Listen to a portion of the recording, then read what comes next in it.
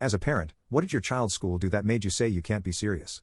My daughter's 6th grade teacher sent a note home explaining that my daughter was a compulsive liar who expects people to believe that she is Korean, when she is obviously not. In class, the teacher was talking about where the kids were born.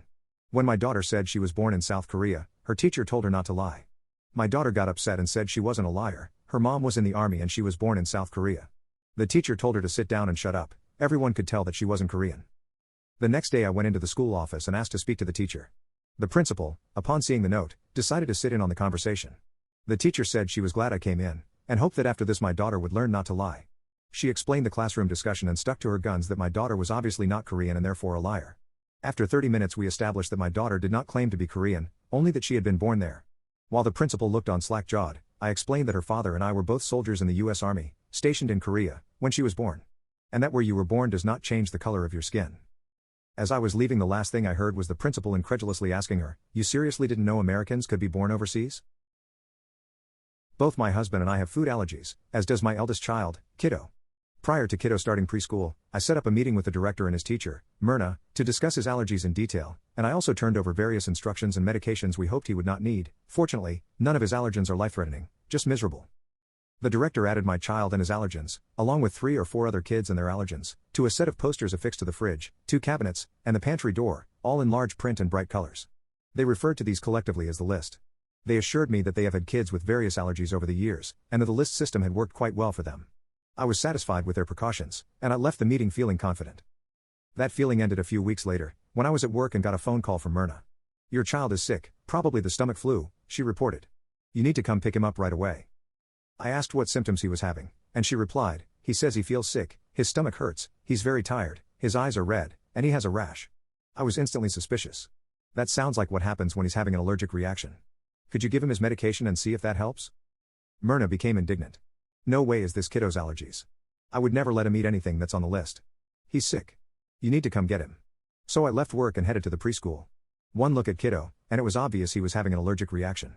I gave Kiddo his medicine while Myrna, who was standing beside me, again protested that Kiddo was simply sick. As Kiddo was putting on his shoes and book bag, I went into the food area to investigate. Right there, out in the open, were several cantaloupe rinds and a melon baller. I walked back to the pickup area and asked Myrna, "Did you feed Kiddo cantaloupe?" To which Myrna replied, "Yes, of course. It was today's snack." I took a few deep breaths to remind myself that there were children everywhere, and I should not indulge in my encyclopedic knowledge of the sort of colorful metaphors that once caused my aunt to ask when I had become a sailor and why did no one tell her I'd been out to sea. When I felt prepared to go on without the sort of language that would make Andrew Dice Clay blush, I told Myrna, "Kiddo is allergic to cantaloupe." Myrna went into the kitchen, yanked the list off of the fridge door, and slammed it down in front of me. She then demanded I show her where cantaloupe could be found on the list. That's when I pointed to the line that clearly read, "No melons." Myrna's face fell.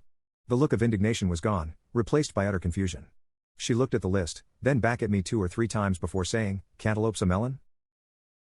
My brother was attending boarding school, and one day my parents got a call saying that he had damaged some school property and they would hear more about it later and get the bill. They were very angry and phoned my brother up. He said firmly he would deal with it. He was 17 at the time and a school prefect, and my parents decided to leave it till the school called them in. Not another word was said. What had happened was, the fire alarm had gone off in one of the halls where the students lived due to someone burning toast. My brother, being the prefect, led the scared kids to the fire exit down a small corridor. When they got to the bottom of the corridor, they found the door had been chained shut. It seems some kids had used it as a shortcut, so the school had chained the fire exit shut to stop that happening. Packed into the corridor with dozens of scared kids behind him and potentially a fire as well, my brother, who is a large guy, and a friend of his proceeded to shoulder the door off its hinges and leave it hanging by the chain before leading the kids out. The school authorities were furious and were telling him he would have to pay for it. Then he told them that the local news services would be very interested in the school chaining fire doors shut with kids inside. This was an exclusive, fee-paying school, so I would imagine the principal saw the damage that would do and backed down. There was a bully in a higher grade than my daughter. When they were going down the stairs, he tried to corner her, but she refused to stop. At the landing, he pushed her hard, and she began to cry.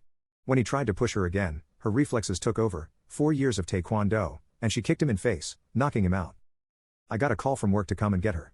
When I arrived, she was still crying outside of the principal's office. The parents of the boy were inside, throwing a fit. The principal showed us camera footage of what happened. The dad was more upset his boy got knocked out by a girl than his son being a bully. The principal said my daughter was going to suspended for 2 days for fighting, and the boy was going to receive counseling at the school, no suspension. I said it looked like my daughter was trying to get away from the other student, and when she couldn't, she defended herself. I also informed the principal that I knew the boy had been a habitual bully and pushed around other students. I volunteer at the school. Principal said it didn't matter. Then I informed him the video was proof of harassment and physical assault by the boy and immediate action needed to be taken or I was going to have a news van parked out front by the end of the day, giving a statement. Of course the boy's parents protested, but the boy was sent to another school the next week. As for my daughter, she was still suspended for 2 days. I went out into the hall and told her of her suspension. She was devastated.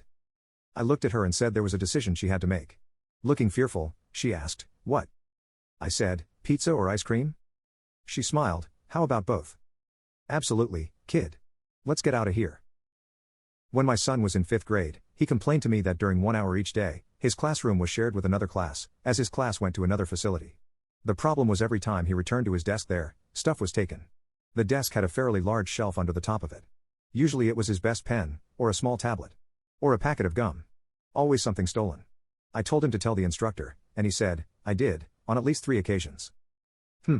So I taught him how to set a small mouse trap. Sure enough.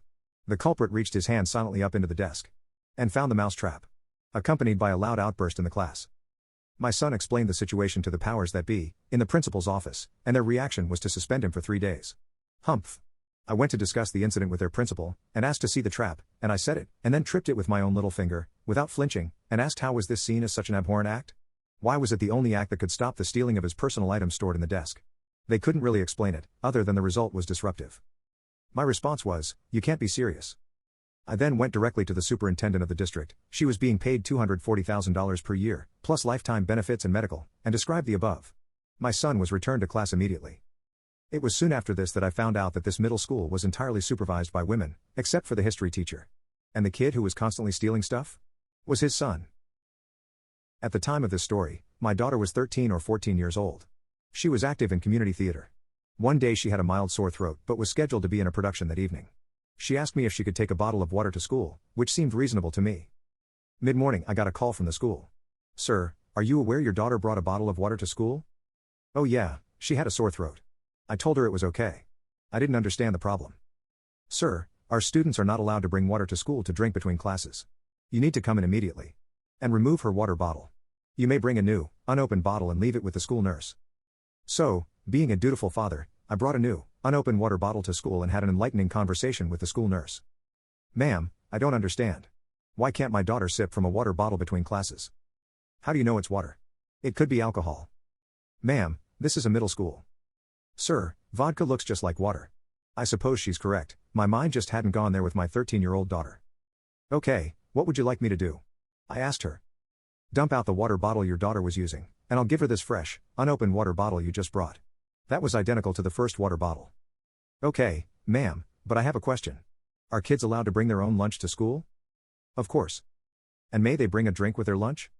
Sure. Specifically, may they bring a water bottle with their lunch? Yes, they can. So you're saying that if students sip from a water bottle between classes it's probably alcohol. But, if students bring that same water bottle to lunch, it's most likely to be water in the bottle? Here's your sign. Hey everyone. That concludes today's video. If you enjoyed this video, leave a like and subscribe to stay tuned for more upcoming stories like this. Thank you all for watching and see you next time.